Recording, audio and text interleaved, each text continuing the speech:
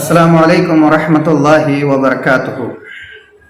دوستو، آج ہم دنیا میں اپنی کمزوریوں اور کوتاہیوں کو چھپانے کے لیے بہت سے بہانے تراش لیتے ہیں اور لوگوں کو بیوقوف بنا کر یا دھوکہ دے کر یہ سمجھتے ہیں کہ ہم نے اپنی کمزوریوں اور خامیوں کی پیوند کر لی۔ لیکن یقین مانیے کہ ہمارے یہ بہانے تراش کرنا یا لوگوں کو بیوقوف بنانے کا عمل یہ کل آخرت میں کام نہیں آ سکے گا۔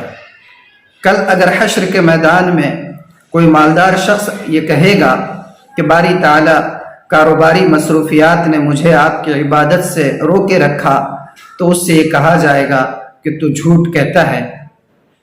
کیا سلیمان علیہ السلام تجھ سے زیادہ مالدار نہیں تھے؟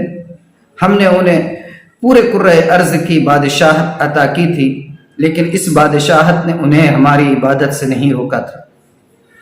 اور اگر مان لیجئے کہ کوئی غریب آدمی، کوئی غلام آدمی یہ کہے کہ باری تعالیٰ آپ نے مجھے غلام بنایا تھا اور جس شخص کا میں غلام تھا اس کی غلامی نے مجھے آپ کی عبادت سے روکے رکھا، تو اس سے یہ کہا جائے گا کہ تو جھوٹ کہتا ہے۔ ہمارا محبوب بندہ یوسف بھی تو مصر میں غلام تھا، لیکن اس کی غلامی نے اسے ہماری عبادت سے نہیں روکا۔ اسی طریقے سے اگر کوئی غریب آدمی یہ کہے گا کہ باری تعالیٰ آپ نے دنیا میں مجھے غریب بنایا تھا اور اس غربت نے مجھے نہ دنیا کا رکھا نہ آخرت کا رکھا، اور اسی غربت کی وجہ سے میں آپ کی عبادت نہیں کر سکا، تو اس کو کہا جائے گا کہ تو جھوٹ کہتا ہے۔ کہ تیری غربت ہمارے بندے عیسیٰ کی غربت سے زیادہ تھی؟ عیسیٰ کی غربت نے اس کو ہماری عبادت سے نہیں روکا۔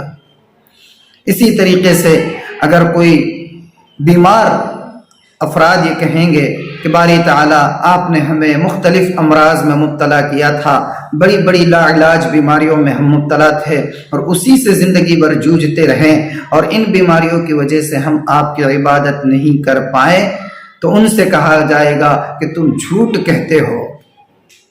کیا تمہاری بیماریاں ہمارے محبوب بندے ایوب کی بیماریوں سے زیادہ تھی؟ اور ایوب کی تکلیف سے زیادہ تمہاری بیماریوں کی تکلیف تھی؟ لیکن ایوب کو اس کی بیماریوں اور ساری تکلیفوں نے ہماری عبادت سے نہیں روکا۔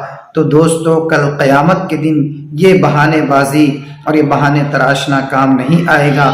جو کچھ آئے گا وہ ہمارا عمل رہے گا۔ اللہ تعالی ہمیں عمل کی توفیق عطا فرمائے۔ السلام